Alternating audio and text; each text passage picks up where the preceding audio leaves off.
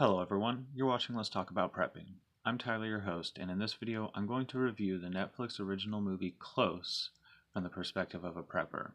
This is the second time I've tried to review a movie this way, and I scrapped the first one because it was taking me too long and getting in the way of practical videos.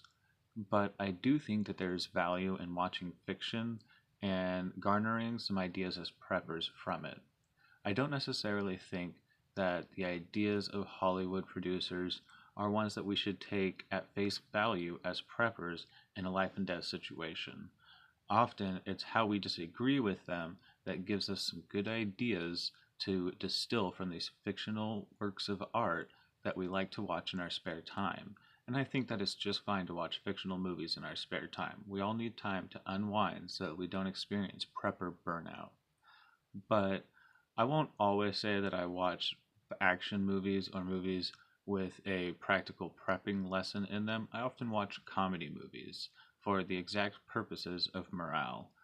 But I do often watch videos that I think might have cool action in them, or good action choreography, especially, or interesting situations that will get me thinking about post collapse type situations. And this movie is a good one for those kinds of ideas because much of it takes place in a second or third world environment.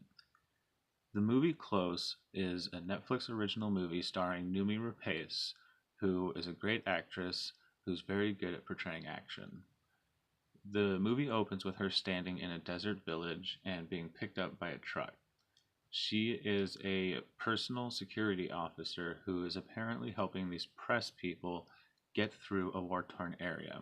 This is evidenced by the fact that in the background we see a village on fire and we hear gunfire. The radio warns Sam, Numi's character, about violence and refugees in the area. And as they're driving along, we see that they trip an ambush. A truck comes driving out from behind a rise after they pass. After a second, an RPG is fired across the front of their vehicle, which stops them, and they start reversing. Then gunfire pins their vehicle down, and the driver of Sam's vehicle is shot. Now, Sam reacts immediately and precisely by radioing their position to their point of contact and by shouting out orders to the driver on what to do. And this is a really good lesson because she stays calm and you can tell that her character immediately drops into training. She has a lot of experience and she immediately tells people what to do, telling the press people to jump in the back seat. And so Sam uses quick thinking and tactical action to overcome the bad guys who have quite a bit of tactical superiority on them at this point, but she's able to outthink them and outmaneuver them to get their vehicle, and she ends up defeating them all and getting them away. And that's the end of the opening scene of the movie. For a little bit after that, we just see plot and character development until we end up with Sam's character being flown with the secondary main character of this movie, Zoe, a young heiress who essentially is going to be targeted by what seems to be her stepmother so that she can get the remaining shares of her deceased father's company. Now, there are a lot of plot twists in this, and there's going to be a lot of spoilers. So, from this point on, I wouldn't suggest watching this if you want to be surprised by what happens, because I'm going to reveal a lot of the plot twists even earlier in the movie than they're revealed. So, they're flying in a helicopter, Sam and Zoe, to this fortified house called a Casbah, which is just an isolated mansion. It's got a wall surrounding it. It's made of stone and fortified with steel shutters, and a digital security system. So they're hardly there long enough to do just a little bit of character development and to explain the digital security system to us before that digital security system becomes the problem. Someone remotely accesses the system using the stepmom's username and password and locks down the whole house. Now, in this, again, Sam reacts quickly and very intelligently by blocking the hydraulic doors with something and getting out of her room so that she's not pinned in one location.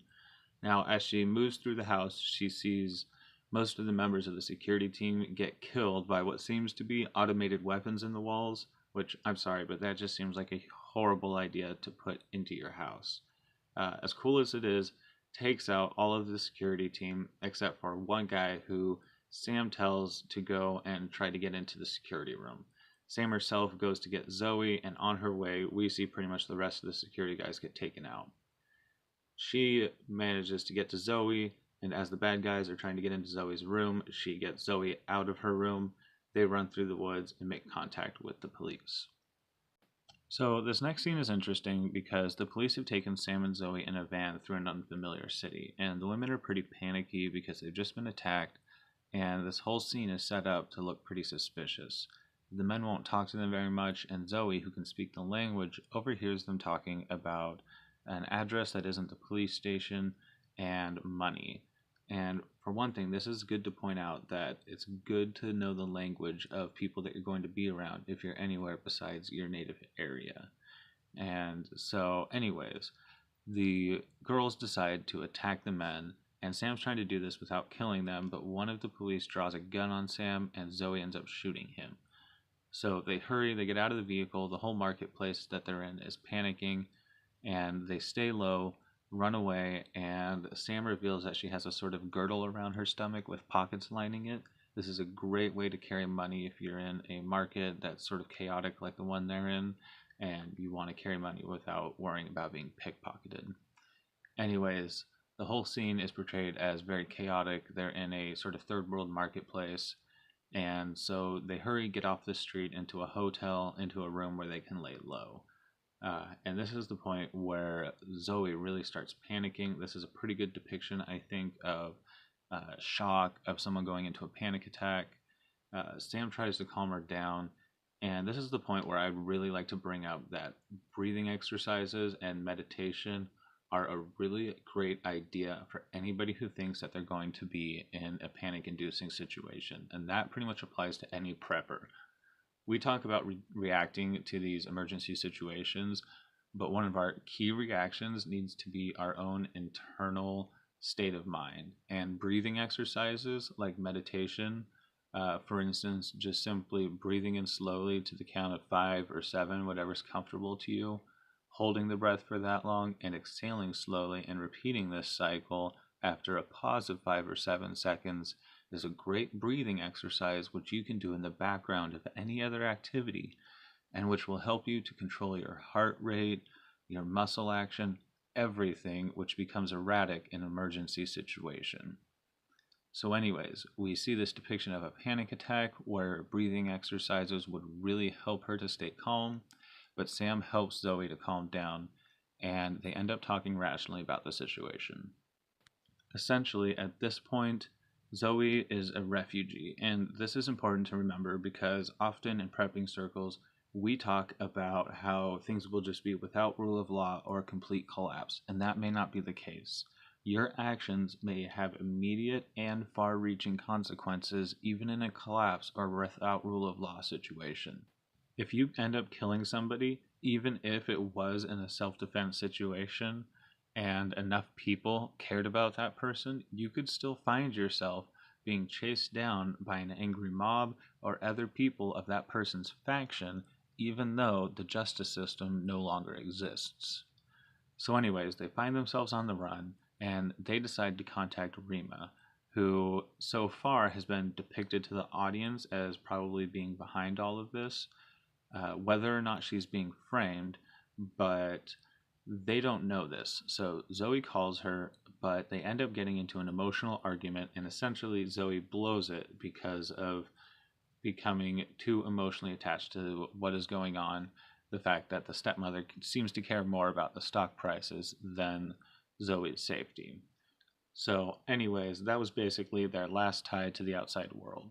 Sam does have a contact, the person who got her this job in the first place, but that person does not want to help Zoe get out because Zoe is now a refugee. So Sam is confronted at multiple points at this part of the movie with the idea of abandoning Zoe for her own safety, and this is something that I think a lot of preppers need to address. In a life and death situation like the ones that we talk about in the prepping community, every action contributes either to the increased possibility of your living or your dying, and that's important to remember. This ties into topics like charity to refugees, or taking in people like friends and family who show up knowing that you're a prepper. Movies like this tend to portray it as a very black and white moral concept, especially in this situation where Sam would literally have to be leaving Zoe behind in a desperate situation. But often, we will be forced to not help people where we could, where it wouldn't necessarily cost us our lives immediately, but where we know that it very seriously could affect our ability to survive later. So Sam makes contact with her friend, and for the next few minutes, they are changing their appearance and trying to go a little more gray man. They attend to some of their first aid needs, and they cover their aliases for travel. And these are all things that we can take note of as preppers. In different situations, we may want to change our appearance, either because we look a little too healthy or well kept for people who are living in a collapse situation, or because we're going into a different area than the one that we were in, and we know that we want to match that demographic a little better. And first aid is obviously something that we always talk about in the prepping community. But the aliases that they cover are definitely part of the gray man approach that we were just talking about. You don't necessarily want to just walk around acting like yourself. And this may seem a little silly, but if you don't have every person in your group going on the same story when you walk into the city, you don't know what members of your group may say to random people that they encounter. It is a good idea to have a nice cover story that covers why you don't have anything that any people want to come and take from you or anything like that. Having everybody be on the same page about being a poor group with nothing to offer, just here trying to scrounge, is a good idea rather than worrying about someone letting slip that you're actually a prepper group with quite a few supplies here to make trade. Alright, so at the next scene in the movie, Sam's friend arrives and there's a little bit of character development, but then very quickly the bad guys arrive suddenly and Sam's friend is killed in front of them. Men rush into the room and overwhelm Sam and Zoe, subduing them, handcuffing them, and preparing to separate them. And Sam repeats to Zoe multiple times in this scene that she has to fight back and not to let them take her into a house or a vehicle. And this is perhaps one of the most important points that we can glean from this movie. All of the statistics and expert opinions that I have heard have made it very, very clear to me that if you are ever being kidnapped or abducted, do not let yourself be taken to a secondary location. The chances of surviving once somebody has subdued you and taken you to a secondary location drop to below 10%. This is because if someone has chosen to take you somewhere else, they are almost certainly going to do horrible things to you. No matter what they're going to do with you, once they have taken you away from the location where they found you, you are completely within their power. When someone immediately tries to abduct you, you have the chance, before they take you to a secondary location, to pin that crime to the location where you're at. Flailing and fighting and doing everything you can, even if it means grievous injury or death to yourself, is often the better option than allowing someone like a kidnapper to take you to a secondary location. Now, please remember that this is not my personal expert advice, but what I have heard from various other experts and from the statistics that I have been shown. But I know that if for whatever reason anybody ever tries to take me to another place, I will fight as though they're trying to kill me in some horrible way at that place, because that is often what they are going to do.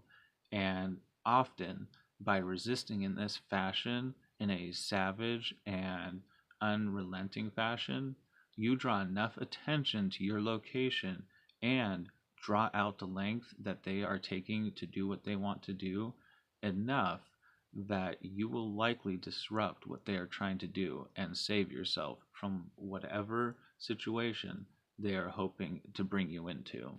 Now, this is a topic that has many variables in every situation, and it's something that we'll talk about more when we look at the writings of some of these experts on violent encounters. Anyways, the two girls in the movie are separated. Zoe is taken out of the room, and Sam is left in the room with a man who very clearly is meant to execute her.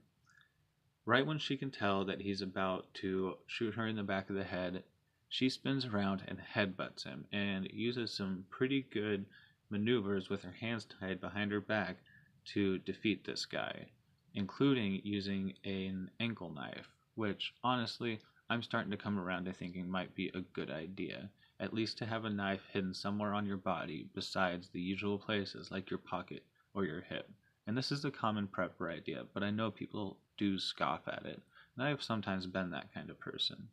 But there are a lot of situations where having something on your ankle would be a lot more accessible than on your belt or hip. Anyways, through some luck and some skill, Sam manages to defeat this guy, even from a position of disadvantage. Meanwhile, downstairs, Zoe is being drawn into a truck lined with plastic, which is clearly meant as some kind of kill vehicle. So Zoe is trying to fight this guy, and I would like to point out that she pretty much ignores a lot of her abilities to wound him. She tries to choke him using a chain, and it's pretty clear that she's not going to be strong enough to do this.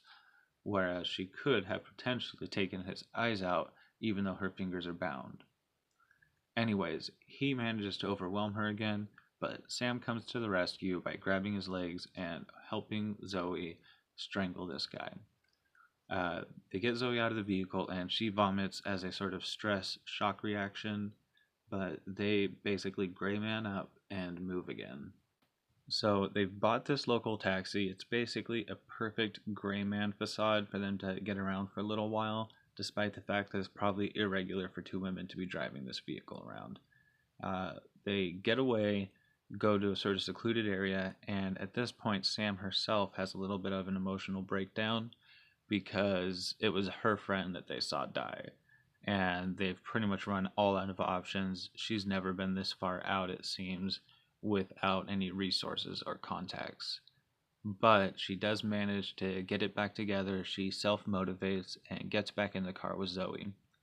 And they basically decide that their last plan of action is to contact Rima, the stepmother, who they still aren't fully aware seems to be behind all of this. So the two women get to the building where the stepmother is, and they see her talking with one of the men that tried to abduct them.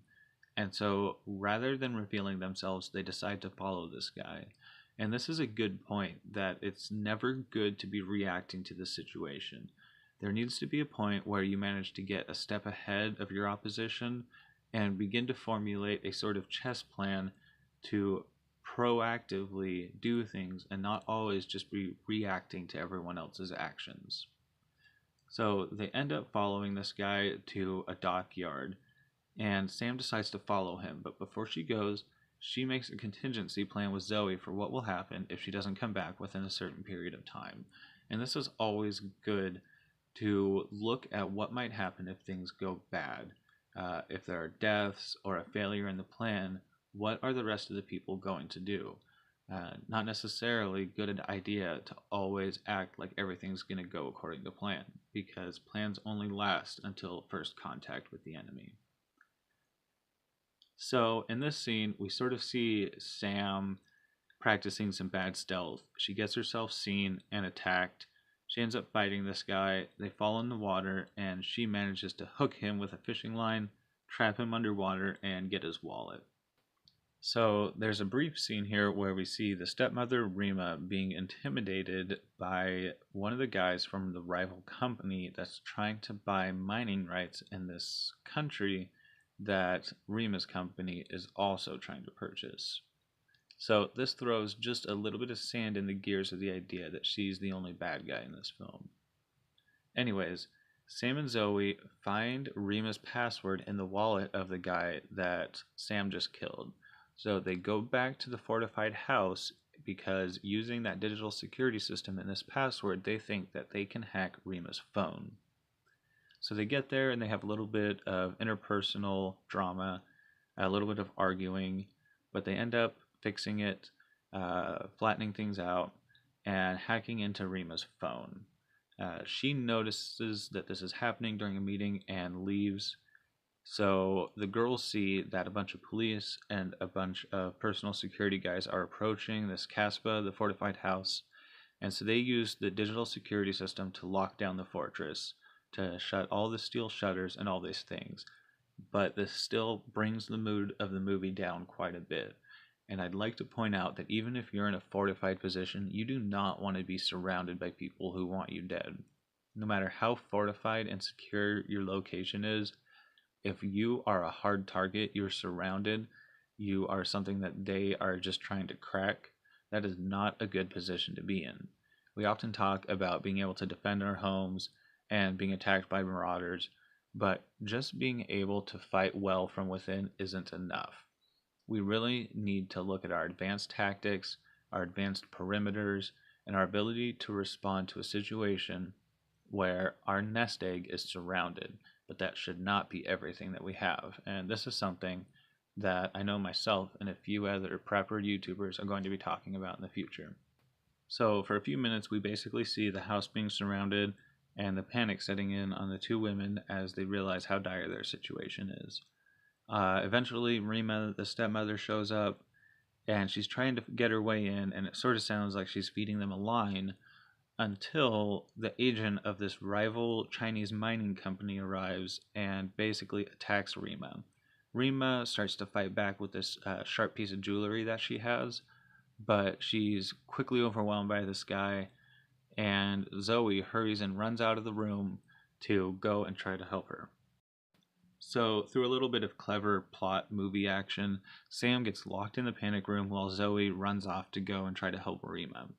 Zoe pretty much blows the element of surprise by just jumping on the bad guy's back rather than doing something a little more devastating, but she still manages to get the best of the guy by shooting him with his holstered gun. Even though Sam is shouting at the monitor for Zoe to shoot him, Zoe fails to shoot the bad guy or better subdue him again. And I will say that when I'm watching a movie, I'm of the definite opinion to just finish the bad guy off. Always in movies, the good guys choose not to at least tie the bad guy up, if not simply execute him for all the bad things that he's done, because that might be a moral or legal gray area or just red area.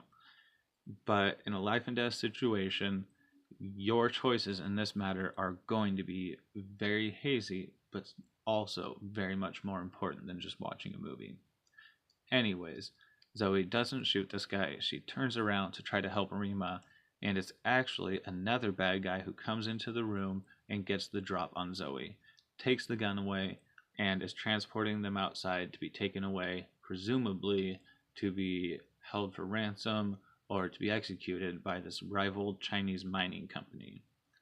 They completely fail to act in tandem, which is pretty much the only way to overcome somebody who has superior force. And at this point, first Rima and then Zoe are getting really close to being shot. And right at the last second, Sam has remembered the passcode, which was Zoe's birthday. So a nice little culminating moment there. Sam gets out of the panic room and arrives just in time to block the bullet from the bad guy's gun with her arm. And this actually is something that probably would work because if you block the bullet at the barrel of the gun, its ballistic trajectory is pretty much ruined. So yes, taking a bullet from someone is a pretty good option if you want to save that person. Anyways, even though she's just been shot in the arm, Sam retains the presence of mind, the muscle memory, and the training to still shoot this guy and save the day. So that's pretty much the climax of the movie. They get outside. The people who are surrounding the house at this point are people that Rima has hired. Turns out that she was never behind any of this. She was only ever trying to save Zoe, even though at multiple points she did do things that were very heartless. So they have some catharsis. Sam and Zoe hug, and Zoe convinces Sam to make contact with her estranged daughter. The movie ends with Sam driving away and smiling, and that's pretty much it. All in all, I thought this was a pretty good movie. I thought that their choreography of the violence was quite a bit better than a lot of the popcorn action movies.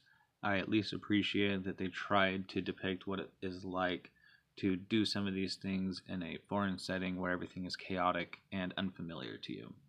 I think that by watching movies like this, we could glean a bunch of information about how we might want to act in a post-collapse third world America kind of situation where we're dealing with other factions who have quite a bit of resources and who are after us, maybe after a certain individual for whatever reason. And just in all of the individual situations that are portrayed in this movie, it just gave me a lot of food for thought. So I hope it was interesting. If you have Netflix, maybe think about checking this movie out. Thanks for sticking around, and stay tuned for future videos from Let's Talk About Prepping. Stay safe out there, everyone.